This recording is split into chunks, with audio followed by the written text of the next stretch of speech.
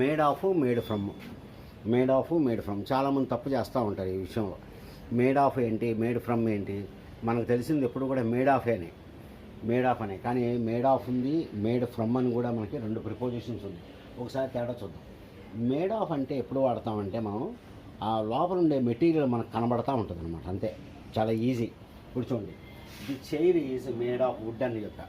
The chair is made of would అంటే would కనబడతా ఉంటుంది చైర్లో, ఆ మెటీరియల్ మనకి ఈజీగా కనబడతా ఉంటుంది. అప్పుడు మనం దాన్ని ఏమంటాం, మేడ్ ఆఫ్ అని చెప్పి అంటాం.